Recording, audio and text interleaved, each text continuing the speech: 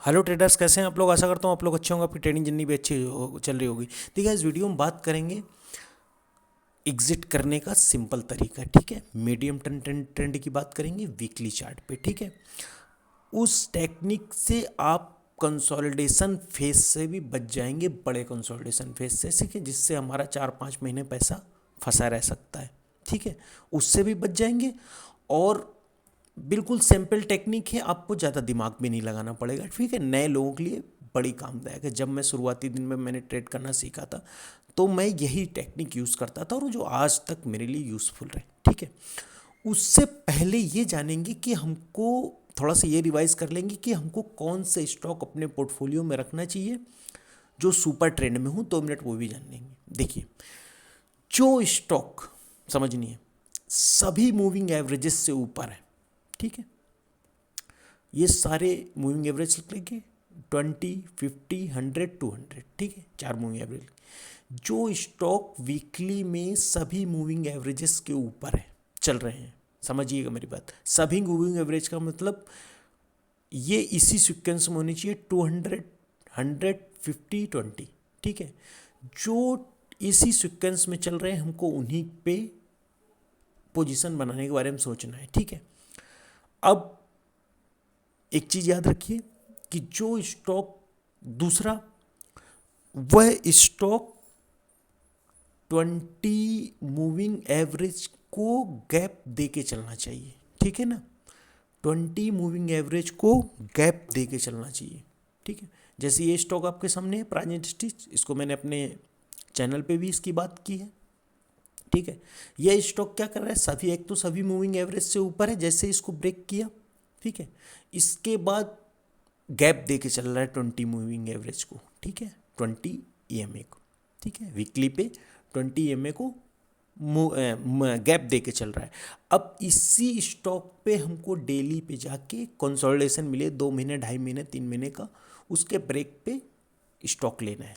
ठीक है, हम जब बीच में लेंगे कोई स्टॉक तो कब तब लेंगे, ऐसे तो कभी पकड़ नहीं लेंगे। एक कंसोलिडेशन होगा डिसेंट सा 2-3 महीने का, तभी लेंगे उसके ब्रेक पे। ऐसे नहीं लेंगे कि स्टॉक ऐसे जा रहा है हम ले लेंगे, फंस जाओगे। कभी भी कोई स्टॉक जब मूवमेंट दे रखा है 10, 20, 50, 100% की, वो जब एक कंसोलिडेशन फेज में रहे उसके ब्रेक पे ही लेना है। ठीक है, ठीक है, जब भी कोई स्टॉक 20 इन सभी मूविंग एवरेजेस के ऊपर है, ठीक है, मेरी बात समझिएगा, और 20 EMA को छोड़ के चल रहा हो, गैप दे के चल रहा हो, ठीक है, वह स्टॉक सुपर ट्रेंड में है, उसके डेली पे जाके कोई 2-2.5 महीने का कंसोलिडेशन फेस मिले उसके ब्रेक पे ले लेना है। ठीक है, अब हमको, अब बात हो गई कौन से स्टॉक रखने हैं। ठीक है ना, सभी मूविंग एवरेजेस को ऊपर हो, 20 EMA को गैप दे के चल रहा हो, उस पर डेली पे जाके कंसोलिडेशन फेस पे हमको एंट्री बनाने की कोशिश करना।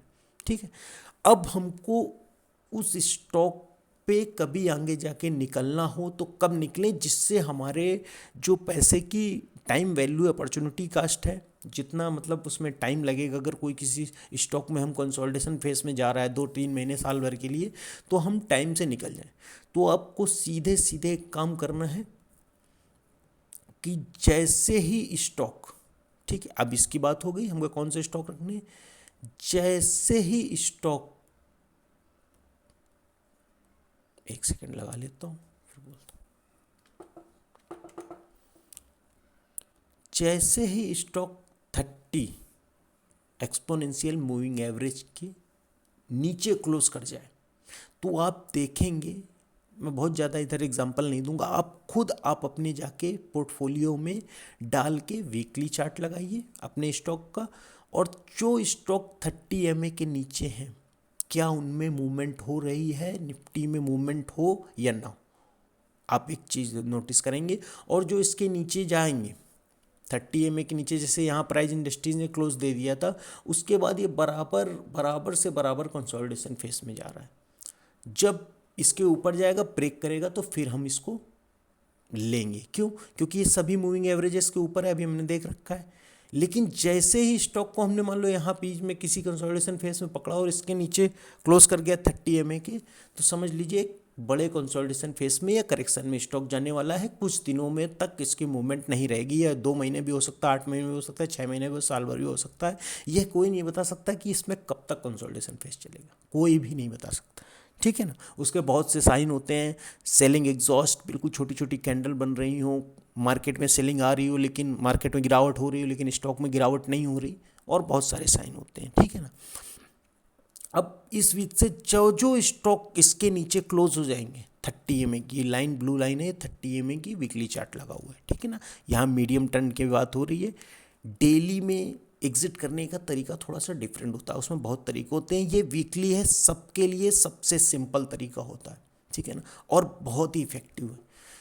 जो भी स्टॉक इसके नीचे क्लोज कर जाएगा, ग्रेविटा भी है, मैं जितने भी स्टॉक देता हूँ अब देखना सब इसी तरीके, गैप दे के चल रहा था, इसी यहाँ पे भी स्टॉक मूवमेंट हुआ, गैप दिया, यहाँ मतलब एक कंसोलिडेशन पे, तो वीकली पे पकड़ा स्टॉक, फिर गया, फिर यहाँ कंसोलिडेशन फेस हुआ, फिर ब्रेक पे पकड़ा, ये गया। लेकिन जैसे स्टॉक ने 30 को क्रॉस कर दिया, स्टॉक एक 3-4-6 महीने के 5-6 महीने के करेक्शन पे चला गया, ये कंसोलिडेशन पे चला गया, ठीक है। उसके ऊपर आने के बाद फिर बहुत सारी रिवर्सल टेक्निक्स होती हैं जिसमें हम बात करके पकड़ सकते हैं, ठीक है ना। इस स्टॉक को नज़र पे रखिएगा, बड़े मोमेंटम होने की संभावना है ये ग्रेविटा इंडिया लिमिटेड को, ठीक है ना। बहुत शानदार चार्ट स्ट्रक्चर है, ठीक है, स्टॉक को नज़र पे रखिएगा।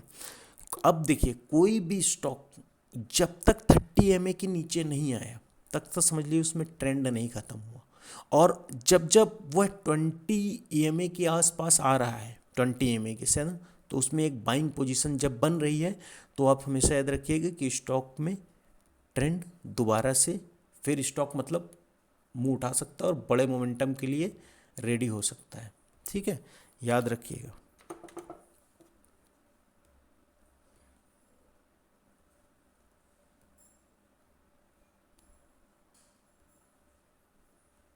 ये ऊपर वाली लाइन 20 की है और ये नीचे वाली 30 की है, रेड वाली, ठीक है।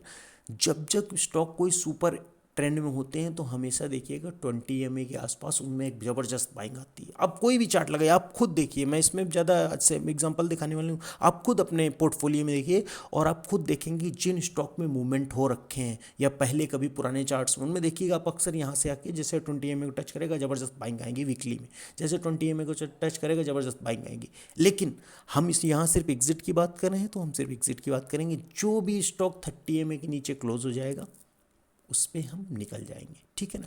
अब स्टॉक का एक और मापदंड होता है, अगर कोई स्टॉक, समझिए जैसे ये स्टॉक है, हमने मान लो यहाँ ब्रेकआउट पे पकड़ा, अब स्टॉक ने हमें यहाँ से 150% का मूव दे दिया है, तो स्टॉक अगर 30 के नीचे क्लोज भी हो जाता है तो हम फिर उसमें देखेंगे कि हम 100% हमने स्टॉक में लिया है, तो हम 30 से 35% छोड़ने के लिए रेडी रहें। जब आप 30 से 35% छोड़ने के लिए रेडी रहेंगे तभी आप अगला मूव ले पाएंगे 100% 50% का।